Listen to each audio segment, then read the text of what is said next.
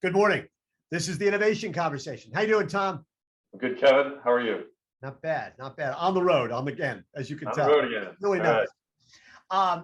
So one of the things I think we wanted to talk about today is there was a long piece in the information about delivery, the delivery business GoPuff, which is, I think, to put it kindly, is experiencing some growing pains.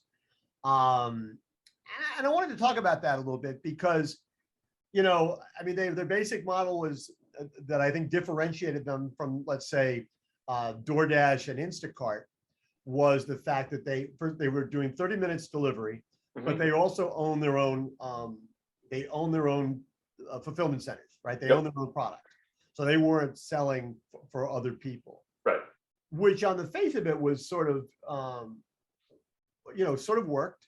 They were building out. I guess at one point they were valued at $15 billion, but for a variety of reasons, things have sort of started to fall apart. And there would be, apparently there's a number of things, and you've read the story as well, and I can put a link into it below. Part of it seems to be getting out over their skis in terms of their ambitions and not being able to live up to their ambitions. Some of it may have been leadership issues, and some of it may have been, they were acquiring businesses, and they were subscribing to that whole Silicon Valley fake it till you make it. But in the light of the current environment, that's a much harder thing to do. Yeah. So there's a question in there somewhere.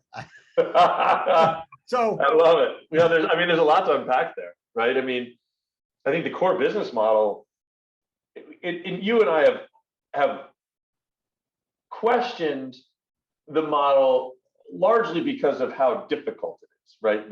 This idea of having these in-market delivery nodes, where you have the infrastructure of the space, you have the cost of the inventory, you have to have, very strong technology, tight processes to be able to, to get the stuff picked and delivered quickly within your service level, but also economically.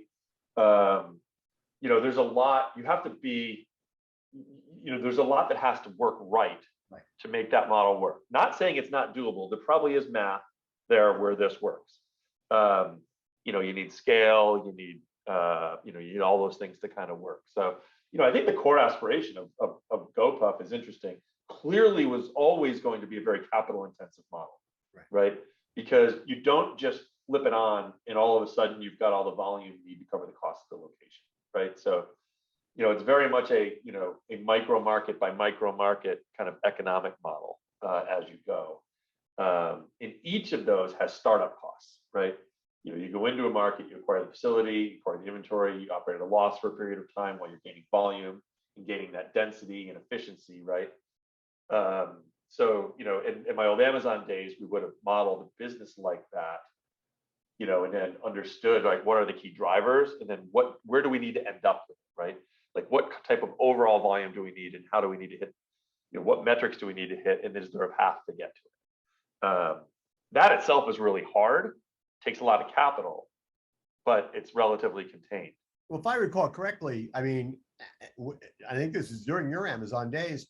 Amazon tested in Seattle the whole idea of delivery depots and walked away from it because, didn't it at one point? Because the economics of it weren't working out. There were a bunch of different versions of that. Like we had them for fresh. Amazon also had these notions of forward deploy nodes, right, where you put your highest velocity inventory out closer to customers. Right. And really, that's a fundamental tenet of the Amazon ecosystem today, right? You just the more in demand inventory is, the more places it sits, right? So but on the GoPuff thing, so you've got this really hard business model, not really hard, but business model that's going to be capital intensive, requires a high level of execution to get it right. Well, and you need some luck, right? Because the thing is that you're promising 30-minute delivery. Yeah. Right? And if everything you've done goes right, maybe you can hit it.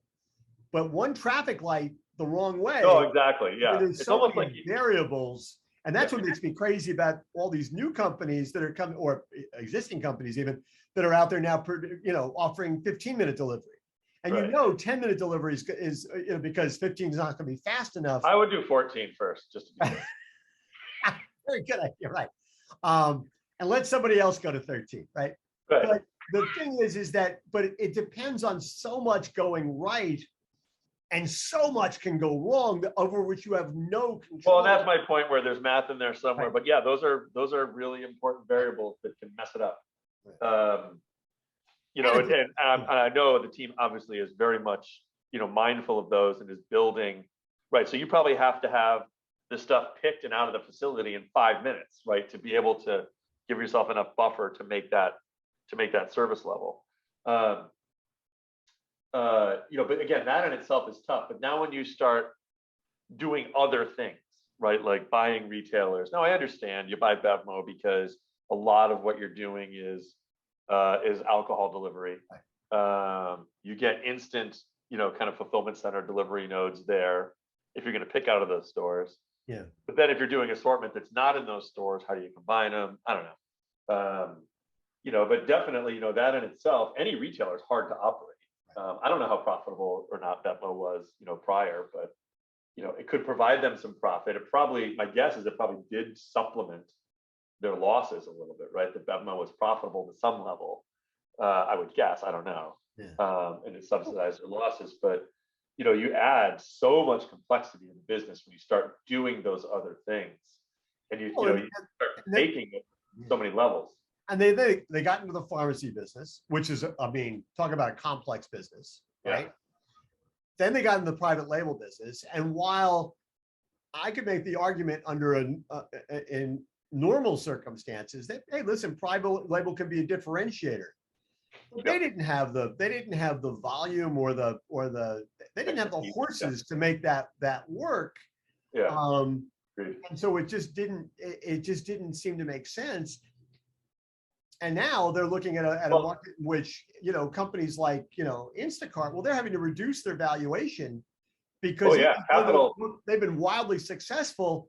They can't live up to the promise, at least that they were making. No, absolutely. I mean, you create this complexity in the business. You've got, first time leaders that it's hard to be a fifth time leader. Because leadership's hard.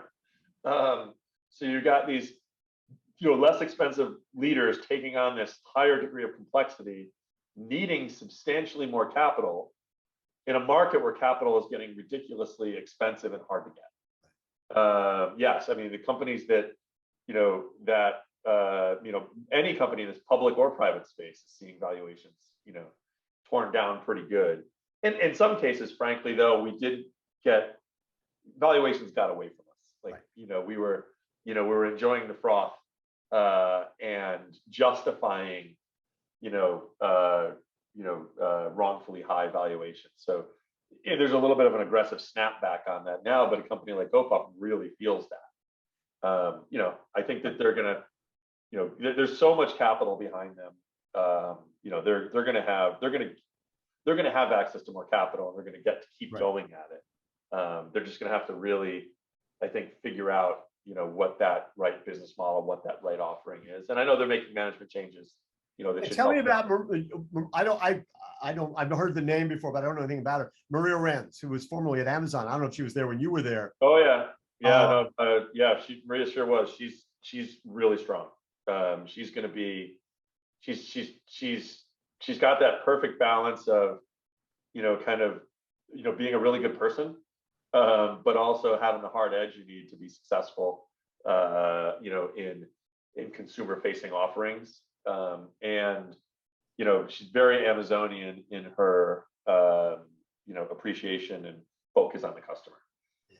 And she's at Amazon. She did a number of initiatives from from the CPG business to she did the shoe business, the fashion business. She was Jeff's right-hand person for a while. She ran the delivery experience for Amazon. So and she's good. So I think they got the right exec to try to crack this. Yeah, because one of the criticisms that people were making of the founders, and this was all over the information piece, was that they had they were breathing their own exhaust to a certain extent. There's stuff about the Miami mansions and the cars and all that kind of stuff. So and I don't know to the degree all of that is true or not, but she sounds like the right kind of person to kind of give it real professional management. Oh yeah, yeah, no doubt. Yeah, that's yes, for sure. The thing about it is, as I was reading the story, I mean, it occurred to me that there will be people who are skeptical about the future of delivery. Like, okay, yeah, it mattered during the pandemic, but it's really not where, it's not where there's going to be a lot of growth. And I think it seems to me that there's a lot of hiccups going right now, or to use a different metaphor, all these delivery companies are hitting a lot of potholes. But that doesn't mean that long term it doesn't make sense. It just means that in the aftermath of the pandemic, where everything got, as much as valuations got inflated, expectations got inflated. Yeah. Doesn't mean this is going to be a less valuable segment of the grocery business. I don't think. I mean, I don't think so. I mean, I don't think there's a segment for bad delivery, right? So I don't think that, a bad delivery experience is not going to be appealing, right? But I think a good delivery experience, that meets the needs of the customer, that has good high quality products with good service around it, is delivered on time and all that. I think that's, I think that there's definitely a place for that. And, we've seen e-com level off a little bit, now that we're kind of through, through the surge of the pandemic. I think we're just getting our feet back under us. It is going to continue to grow as retailers get better at it. Right. And as retailers get better, asking to serve a customer need. Well, I think you could make the argument that you're right. There's going to be less room for bad delivery experiences, but I actually think there's less room for bad physical brick and mortar retail experience. Absolutely. Yeah. One of the things that's going to happen is that the guys the people who are complacent and not very good at their jobs, they're going to get washed away because there's simply going to be no room for them left. Yeah. Yeah. I mean, agreed. But that's the age old. I mean, historically, yeah, you maybe have been able to get away with a less than stellar customer experience, but the competitive bar is so much higher now. And in almost any market, customers have options, retail options of very good, retail experiences, and you've got to meet that. Yeah. Well, yeah, because and again, when we talk about this all the time, is you're not just competing with the person across the street or down the road. You're competing with Amazon. You're competing with Walmart, their online experiences. You're competing now increasingly with Kroger, which is open, which is serving markets where it doesn't have stores. Yeah. And all those specialty retailers who are out there who can pick off pieces of the shopping experience. Yeah. Yeah. The other story, it's a different set of issues, but it's also about basically a startup running into trouble. Is a story that's come out in the last couple of days about StitchFix. Now, StitchFix was very successful with its initial model, which was, you're going to sign up. We're going to send you a box of 5 items based on what you've told us about what you like. Mm-hmm. You can keep them all and get it at a discount. You can keep 1 or 4 of the items and pay for them. I mean, there's a styling fee that gets eliminated if you buy all 5. And that was very successful. Then they did this thing called Freestyle, which was algorithmically driven. And the idea was they were trying to sell you stuff outside the subscription model. Yep. And they've taken it on the chin. I mean, it simply hasn't, it has actually diluted the value. And in this case, I'm talking about the value to the consumer of the company, because they got away from what made them relevant and resonant to the customer. And I think that's also a really good lesson about when you're innovating, you got to innovate. It doesn't sound like brain surgery, but you got to innovate around what the customer wants. Absolutely. Not what's going to serve your interest first. Yeah, I agree. I mean, I understand why they're looking for other, revenue streams. The subscription model, we talk about this a lot, is tough.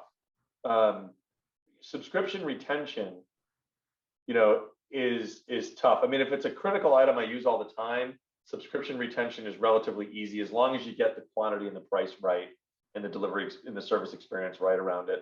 If I need my shave gel every so often, or I need my dog food every so often, like that's it's not as hard to retain a customer in that model. If it's something like a meal, a meal subscription box or a fashion subscription box, like you've got to really work to keep it interesting and relevant to your customer inside the core offering. I'm sure that they were getting plateauing, subscription rates. The pandemic probably didn't ultimately help them that much because people weren't going out into the offices as much and whatnot. So I get that they needed the other revenue stream, but I think the article had mentioned that they had done some testing, and that the results of the testing, the measurements from the testing were not supporting this offering. Said that there's something missing here, right? The engagement, the conversion, we're not seeing from our customers what we want to see in a new offering, but they powered through and offered it anyway. So they went against what the customer was saying, whether it was based on gut or executive mandate or whatever. They did go against the data, always a risky proposition. There are times when you can go against the data if you have a limited set of data and you see enough in there to say, I think that there's a thesis here that we can build on. But it didn't sound like they had enough of that. So yeah, you go against what the customer tells you. You get focused on, what you feel is right. You get focused on, trying to push something onto the customer, and it can come back to bite you. And it sounds like it has. Yeah. Well, it's interesting. I think, it's the old, Steve Jobs thing about, well, listen, I'm not going to give the customer what the customer wants because the customer doesn't know. Yeah. My job is to figure out what the need is before the customer even knows that she needs it, right? Yeah. And I always thought, I thought StitchFix, my kids love StitchFix. 2 of my 3 kids, they loved it. And they still use it? And I think they've stopped using it because it got to the point where I think that you just didn't need all that much. You need more stuff. Right. I have to say that they got me to try it because they got tired of me wearing the same T-shirts and shorts from LL Bean all the time.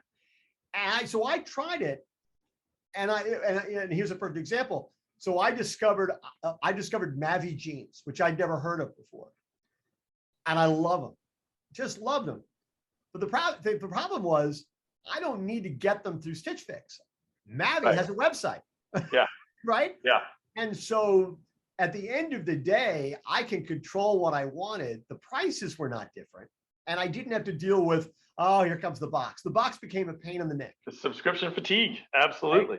Right? And you're absolutely right. I never get tired of what I get via subscribe and save. Because it's stuff you need. It's stuff I need, and it's stuff that and it's just, it's eliminating a problem for me. Yeah. Stitch Fix wasn't eliminating a problem. It ultimately created a problem. Yeah. Right. Exactly. They created a problem. If they had said, listen, if you want to become 6 months a year, we'll send you 1 sweater a month. Right. You can pick it out, and we'll do that only during the fall and winter. That would have been an interesting sort of addressing a problem. Oh yeah, that's when I wear sweaters. It'd be great to get a new sweater once a month. Right. Yeah. And then, but they didn't. They sort of went the other way and didn't meet the issue. In fact, that's a really good idea for a subscription. Sweater a month club that you only runs from September to March. Right. Yeah. You have to do the math on that, but right. Maybe send 3 sweaters, pick 1. Yes. Or something. Yeah. Or yeah. Yes. Or yes. There's a way to make it or work pick as out many as you want. economically. Yeah. But they didn't seem to do that. Right. It's an interesting, but what it's funny, I always have reactions to these stories because on the one hand, I'm always, see, reality caught up with these guys. Right. Right. But I also sort of feel bad. Because you don't want the fear of reality to stifle innovation. Right. Right. And that's always right. And I think that's the challenge for the people we're talking to. You're talking to, you're in your business every day. I'm talking to my people via Morning Newsbeat. These things we've been doing twice a week twice a month for however many years. You don't want it to stifle the notion of innovation. No. You got to try stuff.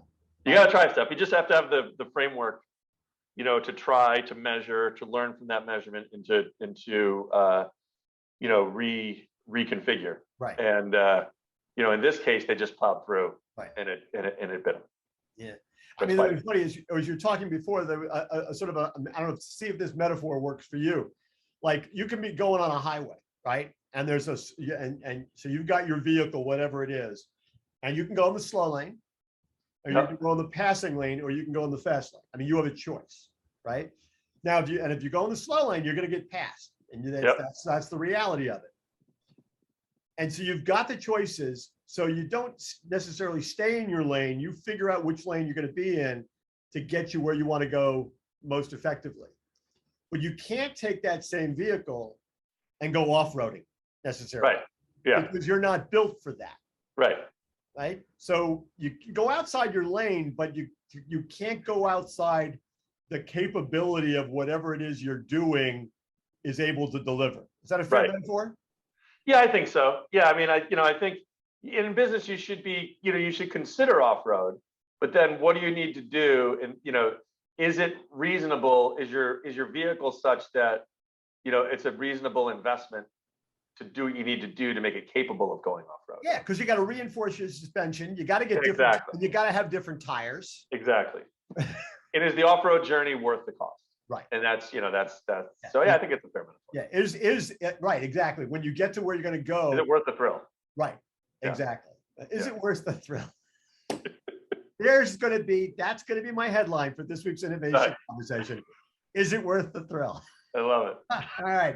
Hey, listen, as always, thank you. This is, I think these times are going to get even more interesting and more challenging because the cost of innovation is in some ways going to rise. Yeah, absolutely is. And it's going to feel more, it is going to feel more risky. Yeah. We're going to see a lot of retailers saying, oh, I got to get back to fundamentals, which I hate. Right.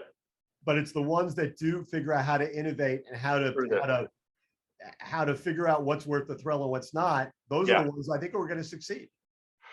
Yeah, I agree. It's going to be definitely an interesting time. I think much of the industry has gotten at least some level of religion around innovation. How you maintain that through this, it's not an easy challenge. Yeah. But it's going to be a pretty formidable time. So if you can navigate some interesting innovations through this, you stand to gain really highly from it. But yeah, it does put the premium on investing in that innovation smartly.